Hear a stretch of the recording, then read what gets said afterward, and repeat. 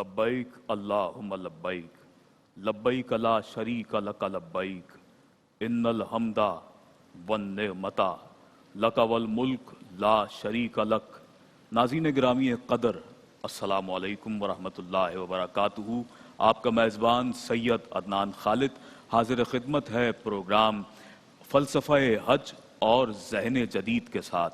और नाज़रीन मोहतरम, आज इस अहम मौजू पर हमारे साथ गुफ्तगू के लिए मुमताज़ आलिम दीन हज़रत अल्लामा मौलाना इरशाद हुसैन सईदी दामत बरकातहुमुल आलिया तशरीफ़ फरमा है कि जिनकी गुफ्तगू से यकीनन हम आज इक्तिसाब फैज़ करेंगे। और साथ ही ज़हन जदीद के नुमाइंदगान मारूफ नौजवान स्पीकर्स हमारे साथ आज मौजूद हैं कि जो अल्लामा साहब से भी सवालात करने की सआदत हासिल करेंगे और अपने जहनों में मौजूद उन सवालात को पेश करेंगे कि जो उनके लिए मैं समझता हूँ कि रहनुमाई वो हासिल कर सकेंगे मुफ्ती साहब से इन सवालात के ज़रिए, और जो शुबहात जहन में मौजूद हैं उन्हें दूर कर सकेंगे। और आज जिस अहम मौजू पर ये नौजवान मुफ्ती साहब से अपने सवालात करेंगे वो है रमी जिमार। रमी जिमार का तारीख़ी पस मंज़र क्या है, इसकी हकीकत क्या है और इसके हवाले से क्या हिकमत बयान की गई है। एक तो वो कंकरी है कि जो हुज्जाज इकराम हज के मौके पर शैतान को रसीद करते हैं, और हमें हमारी आम जिंदगी में हमें ये गौर करना चाहिए कि ये अमल हमें किस तरफ बुला रहा है और हमें किस अंदाज से मुतवज्जे कर रहा है ये अमल, कि हमें हमारी आम जिंदगी में क्या शैतान से इजहार बेजारगी का ऐलान नहीं कर देना चाहिए। अल्लामा साहब, आपकी जानिब आऊँगा, क्या इरशाद फरमाएंगे कि रमी जिमार की क्या हमें अहमियत कुरान और हदीस की रोशनी में बयान की गई हो जो हमें इस हवाले से बेहतरीन रहनुमाई प्रोवाइड कर सके, और साथ ही कुरान और हदीस के रोशनी में ही मैं चाहूँगा कि आप इस हवाले से गुफ्तगू का आगाज़ फरमाएँ। जी, बहुत शुक्रिया। और बहुत अहम मौजू है आज का फ़लसफ़ा हज और ज़हन जदीद। रमी जमरात का जहाँ तक ताल्लुक़ है, ये हज के अंदर वाजिब है। 10 ज़िलहज की सुबह जब हाजी मुज़दलिफ़ा से रवाना होता है तो जमरा उक़बा, जिसे उर्फ़ आम में बड़ा शैतान कहते हैं, वहाँ पर जाकर 7 कंकरियाँ मारते हैं। इसे रमी कहते हैं या रमी जमरा, रमी जमरात, जमा और वाहिद दोनों एतबार से।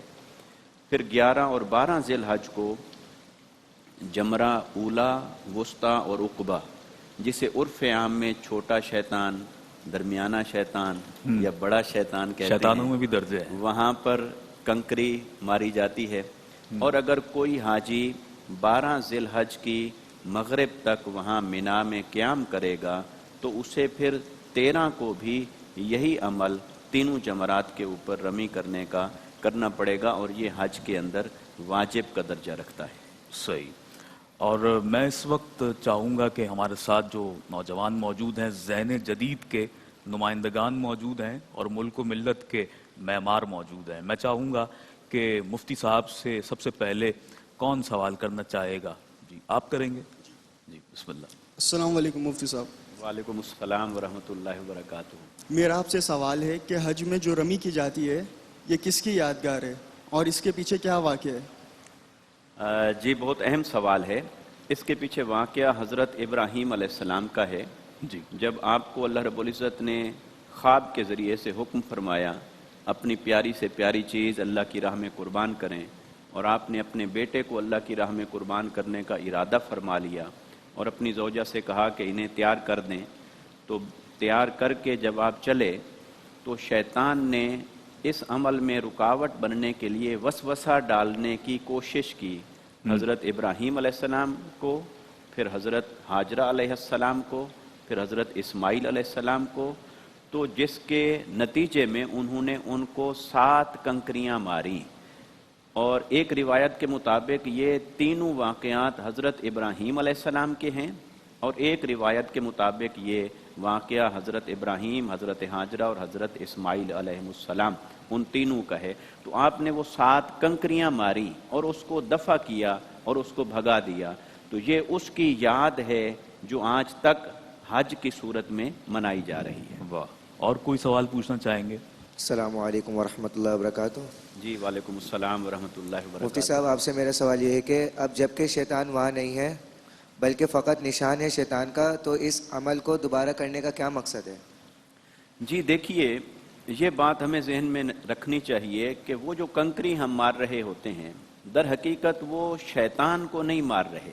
حاجی تو اللہ رب العزت کے حکم پر اللہ کے مقبول بندوں کی یاد کو تازہ کر رہا ہوتا ہے۔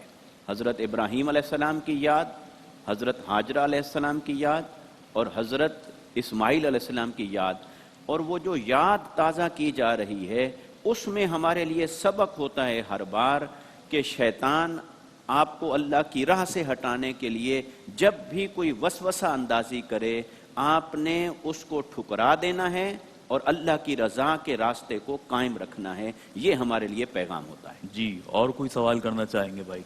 السلام علیکم مفتی صاحب۔ وعلیکم السلام ورحمۃ اللہ وبرکاتہ۔ شیطان تو ایک ہی ہے، یہ بڑے شیطان اور چھوٹے شیطان سے کیا مراد ہے؟ جی بڑا دلچسپ سوال ہے، اور یہ جو جمرات کے اوپر رمی کی جاتی ہے، یہ عرف عام میں ہم اسے کہہ دیتے ہیں کہ چھوٹا شیطان، درمیانہ شیطان یا بڑا شیطان، حالانکہ وہ تو صرف اس مقام کی نشاندہی کرتے ہیں۔ جس مقام پر اس نے وسوسہ اندازی کرنے کی کوشش کی، اس مقام کو انڈیکیٹ کرنے کے لیے ایک علامت بنا دی گئی ہے۔ جی۔ اب اس علامت کو لوگ عرف عام میں شیطان کہتے ہیں، جبکہ وہ شیطان نہیں ہے، وہ صحیح۔ صرف ایک مقام ہے اور اس تعمیر کی علامتی حیثیت ہے، تو وہاں پر رمی کی جاتی ہے۔ تو یہ بڑا چھوٹا یہ اس اعتبار سے نہیں ہے، ڈیفینیٹلی اچھا شیطان علامہ ایک ہی صاحب، ہے۔ یہاں آپ سے یہ بھی میں پوچھنا چاہوں گا کہ ہمارے ہاں جو حجاج اکرام جب وہاں پر پہنچتے ہیں رمی جمرات کے موقع پر اور شیطان کو کنکریاں مارتے ہیں، تو اس حوالے سے ہمیں تعداد کے حوالے سے بھی احکامات ملتے ہیں، تو اس حوالے سے بھی میں چاہوں گا کہ ساتھ ہی ساتھ ہمارے نوجوانوں کی رہنمائی کے لیے یہ بھی ارشاد فرمائے کہ اس وقت جو کنکریاں مارنے کی جو تعداد ہے وہ کیا ہے؟ 7 کنکریاں ماری جاتی ہیں۔ پہلے دن صرف جمرہ عقبہ کے اوپر 7 کنکریاں ماری جاتی ہیں۔ دوسرے اور تیسرے دن یعنی 11 اور 12 ذی الحج کو تینوں جمرات کے اوپر 7 کنکریاں ماری جاتی ہیں، اور یہ ٹوٹل ملا کے بن جاتی ہیں 49۔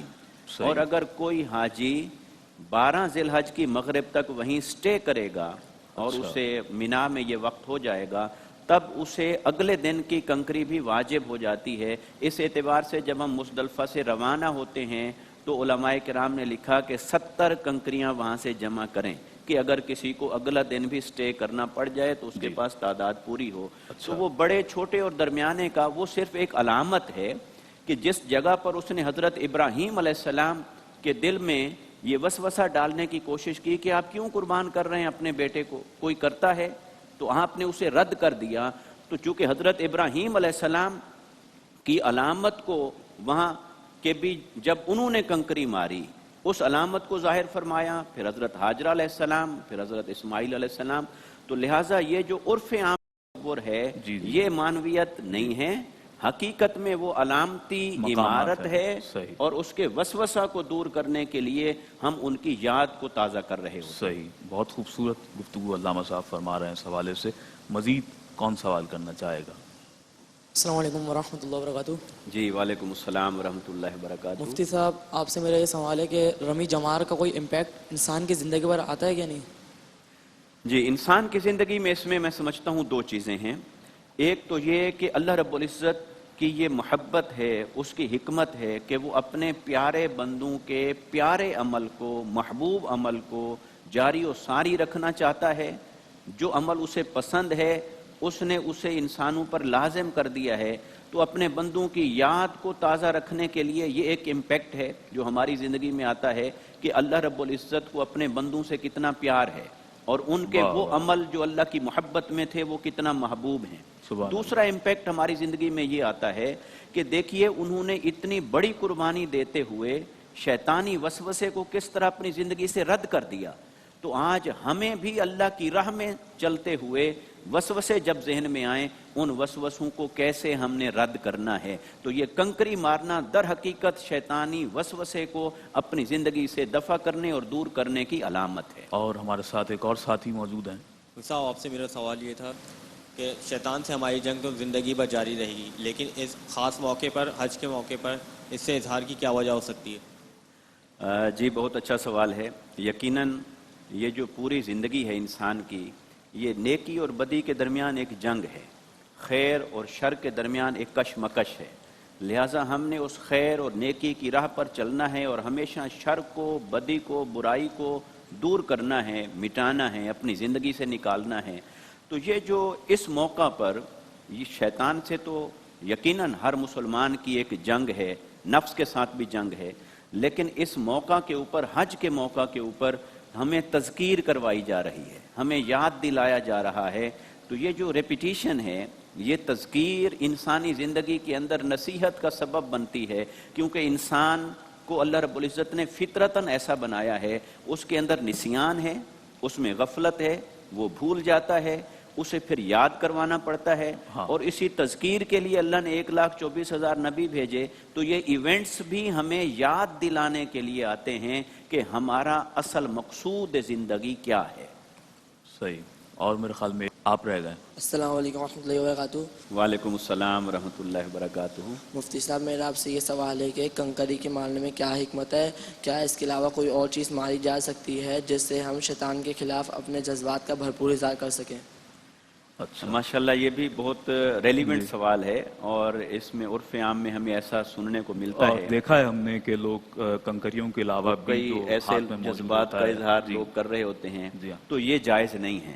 دیکھیں، شیطان کے خلاف جذبات کا اظہار کرنا ہے تو ہم نے اپنی زندگی میں کرنا ہے، شیطانی راستے سے دور رہنا ہے، اللہ کی عبادت اور بندگی کی راہ پر چلنا ہے، یہ ہے ہماری طرف سے جذبات کا اظہار۔ اس موقع پر وہ جو علامتی جگہ ہے، ڈیفینیٹلی وہاں تو نہ شیطان موجود ہے، وہاں تو ہم ایک یاد کو تازہ کرنے کے لیے گئے ہیں۔ تو جب ایک یاد کو تازہ کرنے کے لیے گئے ہیں تو وہاں شیطان کے خلاف ہمارے جذبات کوئی معنی نہیں رکھتے، وہاں صرف ہم اس علامت کو یاد کر رہے ہیں، اس ادا کو پورا کر رہے ہیں جو اللہ کے پیارے محبوب بندے حضرت ابراہیم علیہ السلام کی ہے۔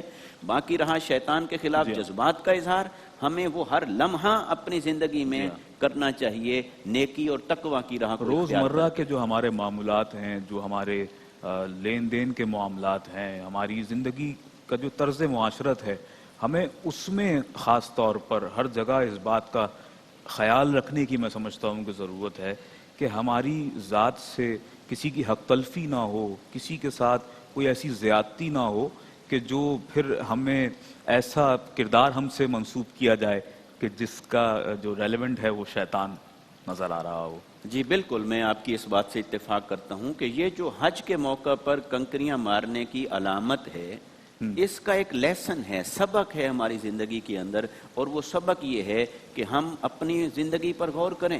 کہیں ایسا تو نہیں کہ وہاں تو ہم نے کنکریاں ماری، اظہار بیزاری کر لیا، لیکن ہماری زندگی میں اگر جھوٹ ہے، بددیانتی ہے، رزق حرام ہے، ہمسائے پر ظلم ہے، رشتہ داروں کے حقوق کی عدم ادائیگی ہے، یا اپنے فرائض میں غفلت ہے، اور اس طرح کے کئی شیطانی اخلاق اور شیطانی اعمال ہماری زندگی کے اندر ہم انہیں ایکسیپٹ کیے ہوئے ہیں، اور پھر وہاں جا کر علامتی طور پر وہ کر رہے ہیں، وہ علامت تو ادا ہو جائے گی، واجب ادا ہو جائے گا، لیکن مقصود یہ ہے کہ اپنی زندگی کے ہر عمل سے، فعل سے اور اخلاق سے ہم شیطانی عمل کو نکالیں اور اللہ کی رضا کے راستے پر چل کر اللہ سے اظہار محبت کریں۔ واہ، بہت ہی خوبصورت گفتگو فرمائی علامہ صاحب نے اس حوالے سے، اور ہمارے ذہن جدید کے نمائندگان، ہمارے نوجوان ساتھی آج اس نشست میں ہمارے ساتھ تشریف فرما رہے کہ جنہوں نے اپنے سوالات کے ذریعے اپنے ذہنوں کی تشفی کی یقیناً، اور وہ ناظرین جو کہ اس وقت ہمیں ARYQTV کی اسکرین سے ملاحظہ فرما رہے ہیں، آپ سب نے بھی یقیناً اکتساب فیض کیا۔ اللہ رب العزت ہم سب کو اپنی بارگاہ میں اپنے محبوب نبی کریم رؤوف الرحیم صلی اللہ علیہ وآلہ وسلم کی پاک بارگاہ میں بار بار حاضری عطا فرمائے۔ اور آج علامہ صاحب آپ نے بہت خوبصورت گفتگو فرمائی، آپ کا بہت شکریہ کہ آپ نے ہمیں اس پروگرام میں وقت عنایت فرمایا، اور ہمارے نوجوان ساتھی جو ہمارے ساتھ آج اس وقت موجود ہیں، آپ نے بھی اپنی گفتگو سے، اپنے سوالات سے، اپنی ذہن جدید کی جو میں سمجھتا ہوں کہ نمائندگی ہے وہ بھرپور انداز سے آج اس پروگرام میں پیش کی ہے۔ ناظرین محترم، انشاءاللہ اگلی نشست میں آپ سے پھر ملاقات ہوگی. اپنے میزبان سید عدنان خالد کو اجازت دیجیے اس دعا، اس یقین، اس امید کے ساتھ کہ آپ جہاں کہیں بھی رہیں اللہ رب العالمین آپ کا حامی و ناصر ہو. اللہ رب العالمین آپ کے اطراف لوگوں کا حامی و ناصر ہو. اللہ نگہبان.